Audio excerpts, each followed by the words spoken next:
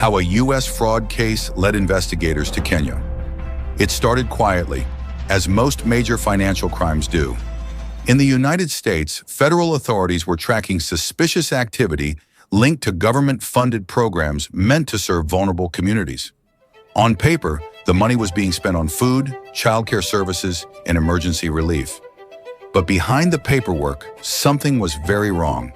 Millions of dollars were leaving U.S. government accounts, yet the services they were meant to support either never existed or were grossly exaggerated. All right, now the FBI are now targeting Kenyan properties worth 39 billion Kenya shillings, which are suspected to be proceeds of what you will call the Minnesota scam. Of course, you understand that there was a scam going on in Minnesota. National correspondent Kayla Gaskins in Washington. Luxury cars, private villas, and overseas wire transfers. Newly obtained documents are laying bare just how far a group of Minnesota fraudsters went to blow through hundreds of millions of dollars in taxpayers. This is registered for Safari Transportation 607. That's the address. Okay, we don't know. We're asking where Safari Transportation is. We don't know. Okay, so the business is not here. Don't record.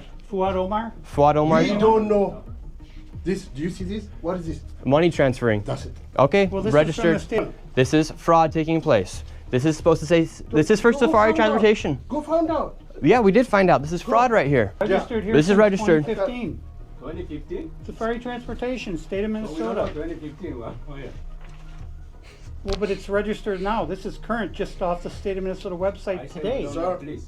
This is from today. I just printed this off today. Fuad Omar. Go check it out. We're here. This is 607. Where's Safari 607. Transportation? Okay, it's no Safari, period. Okay, so it's a fraudulent business. Did you see Safari anything here? Exactly. Did you see?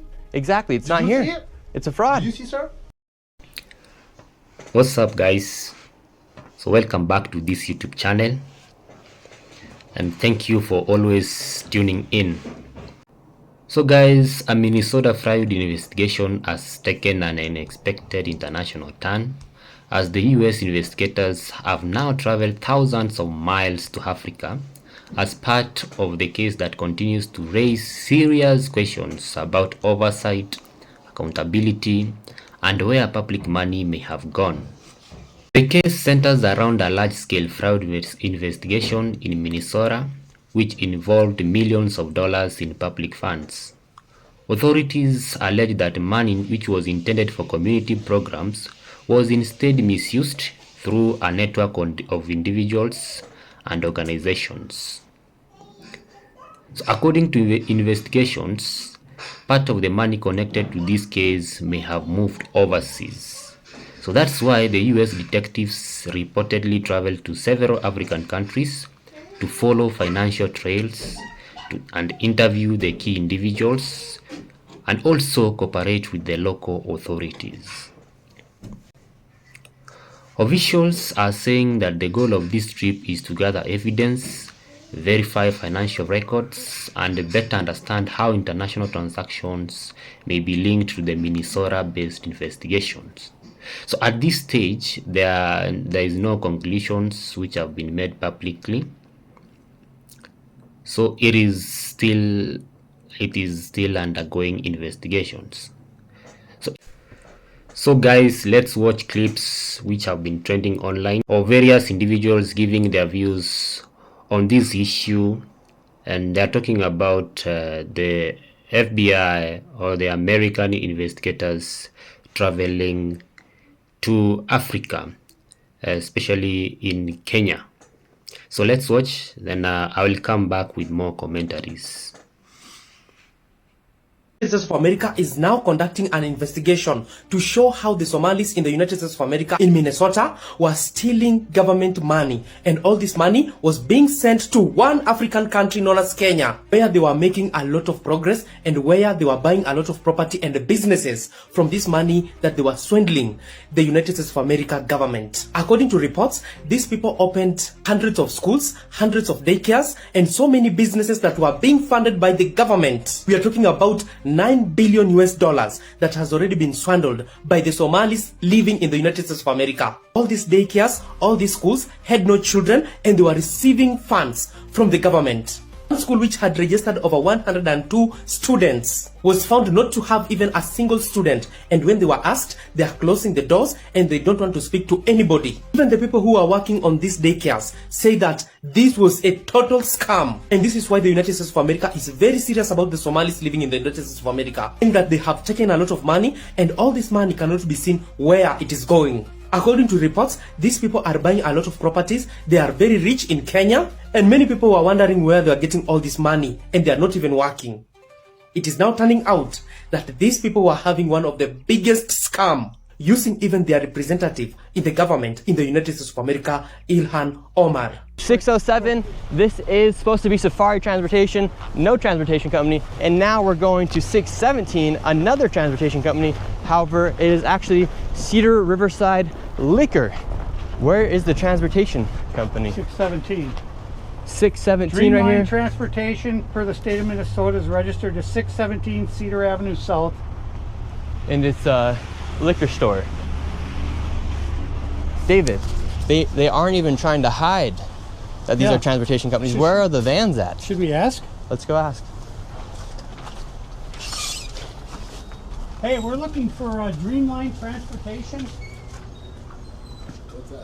Now we're in 617, Dreamline Transportation. No. Where is the transportation company? No, we don't have this. As investigators followed the money, the trail didn't stop in America.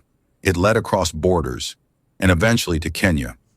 According to U.S. authorities, the alleged fraud amounted to 39 billion shillings, roughly 100 million US dollars. What began as a domestic investigation quickly turned into an international case involving shell companies, false invoices, and individuals accused of moving illicit funds out of the United States. Court filings and investigative reporting show that the suspects allegedly used fake vendor contracts to bill government programs for services that were never delivered. Payments were approved, money was released, and soon after, large sums began moving through multiple accounts.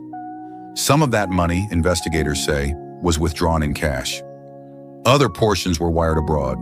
Kenya emerged as one of the destinations where funds were allegedly sent and later invested. So guys, according to the clips we have just watched, Kenya has been mentioned as one of the destinations where the money that was obtained fraudulently in Minnesota was transferred to and invested.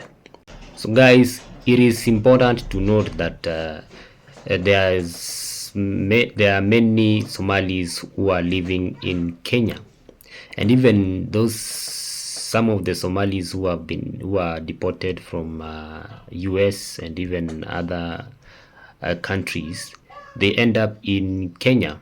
So Kenyans have been wondering where the Somalis get the money from, because Somalis in Kenya, they have invested a lot. Kenyans wonder, where do these people get money from? We are in the same country, but they're leading a good life and they're investing, their businesses are doing well. So now you have answers, though it's allegedly. So guys, let's watch more clips, and then I'll come back with more commentaries. The Somalians were bringing $1 million a day out of the country for 2 years. For 2 years out of the Minnesota International Airport. $1 million a day. So they brought out $700 million in 2 years out of this country, and no one stopped them. They saw it. I guess TSA and them saw it. No one stopped them. I have no idea what was said and how they ended up doing that, but they ended up doing it somehow. I have no clue. I'm going to tell you a story, all right? I went to the Bahamas, went to Atlantis. I brought some cash with me. Ended up winning some money down there at Atlantis. Coming back through TSA in the Bahamas, you actually have TSA in the Bahamas, all right? Because we partner, United States partners with them. I'm carrying like $7,000 in cash, and the guy asks me, "Do you have cash on you?" This is me coming through. Now, like, What a question. Everyone has cash on them. You're at the Bahamas, you're gambling. I said, well, I have cash, but not cash. You know what I'm saying? Dude's like, what do you mean? I'm like, well, I don't have over 10,000. And he's like, well, listen, next time you got to be up front with me and tell me what's going on, because it sounds like you're bringing some cash through here when you say words like that, when you say that. I'm like, man, I don't know how to respond to you. You asked if I have cash, I got cash. Giving me a hard time over 7 G's. Imagine $1 million a day. So what just happened in Minnesota is peak levels of corruption. All right. We are being told that all these prosecutors in Minnesota have resigned. These are the prosecutors that discovered billions of dollars worth of fraud. They're the ones who just recently came out and told us $9 billion worth of fraud has occurred. Well, all of a sudden, right after this murder happened, right after all these riots and all this stuff is going on, while we're all distracted, they all got ousted. All right. Let me show you, because this is really bad news when it comes in, when we're talking about these fraud cases against the Somali community. This is a death sentence for these cases. The U.S. attorney prosecuting the massive Minnesota fraud investigation has resigned. Joe Thompson has stepped down. The New York Times report. This is the guy that has been investigating all of this Somali fraud, uncovering everything. $9 billion worth of fraud. He found it. And he said, look, man, we're going to go in heavy on this.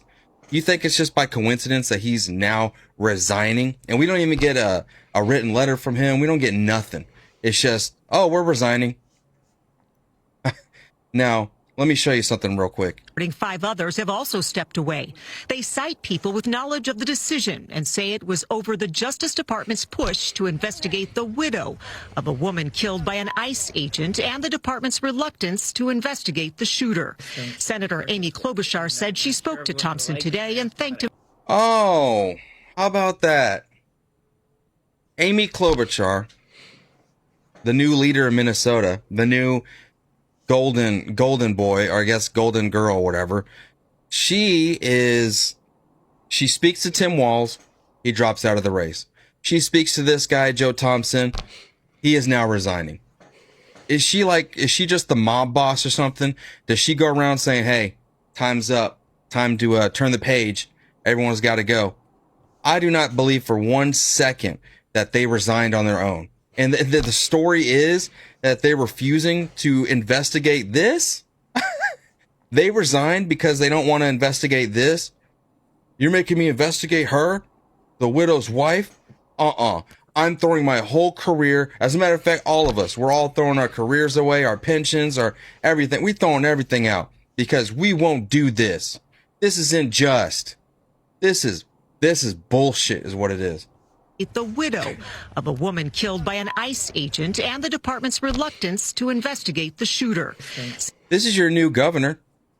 Listen, don't even worry about the midterms. Don't even worry about the election. Listen, Minnesotans, this is your new governor. All right. They're going to install this woman just like they did Mamdani. And I'm telling y'all, I'm calling it now. She's going to win hands down. Not even a question of it. Somali community, dump all their votes in there. It's going to be a rigged election. I'm telling you, she's going to be the governor. There is no question about it. Senator Amy Klobuchar said she spoke to Thompson today and thanked him for his work as U.S. attorney. Oh, yeah. Thanked him for his work and gave him his get the hell out of here card. To thank this incredible public servant and to ask him to convey to the others that they have done such a service for Minnesota. The fraud. Yeah, convey to the others to get the fuck out of here or we're going to have them all killed in front of their wives and children. Investigations, that's obvious. But think of how they got us through with the prosecution that is still pending in the Hortman and assassination, or the calm that he brought to the community the day after the Annunciation church shooting, working with our Minneapolis police chief, Brian O'Hara, so seamlessly. And then O'Hara, huh? Whatever happened, we've lost a treasure of not just Joe, but these other prosecutors as well. We also reached out to Republican Congressman Tom Emmer's office, but did not get a response. Meanwhile, several city and state leaders responding to the news as well. Minneapolis Police Chief Brian O'Hara has worked with Thompson on many cases. He said today, Joe Joe Thompson is an institution within law enforcement, directly responsible for building and prosecuting the fraud cases now being cited to justify this moment. When you lose the leader responsible for making those cases, it signals that this isn't about prosecuting fraud. What? So now, oh my God, man. Now he's basically saying, yeah, we're going to throw all these cases away. I mean, we lost the leader, so that means, like, if we're actually, what is he saying here? When you lose the leader responsible for making those cases, it signals that this isn't about prosecuting fraud. Did you know that millions, potentially billions of dollars have passed right through here at TSA in Minneapolis, Minnesota? Yep, for several years, Somalians would come in pairs, 2 men would come in pairs with suitcases full of cash. It would be tagged by TSA agents, but then the TSA agents would send them to a certain room, and then the Somalians were on their way. Once they left this airport, they'd go to the airport in Atlanta, Georgia. From Atlanta, Georgia, they'd go to Dubai. Once they landed in Dubai, they would wire that money to Somalia. How do I know about this? Well, several whistleblowers have came out, and I even talked to a person who used to be a police agent right here for TSA, and he said, yes, it happened. And they were wondering, how did Somalians have this much money to bring through TSA? Well, now we know the Somalians have been frauding the taxpayers here in Minnesota. Yes, the government has allowed this to go on. The Somalians were running these fake businesses and collecting millions of dollars every year, bringing it right here through TSA and sending it on its way to Somalia. It is important to note that this remains an ongoing investigation. Allegations have been made, but final outcomes will depend on court proceedings, evidence, and due process under the law. This case has drawn attention because it involves taxpayers' money, and it raises broader concerns about how public funds are monitored. Officials say the investigations could influence future oversight policies and fraud prevention measures. So far, authorities have not released full details about what was uncovered during this international trip. Updates are yet expected as investigators continue reviewing evidence and coordinating across borders. So guys, as this case continues to develop, it highlights how financial investigations today can quickly become global. I will continue to follow up on this story and bring you updates as more verified information becomes available. So guys, if you found this breakdown helpful, consider liking the video and subscribing for clear, fact-based updates on major investigations and public accountability stories. Thank you for always supporting my channel. See you on the next video.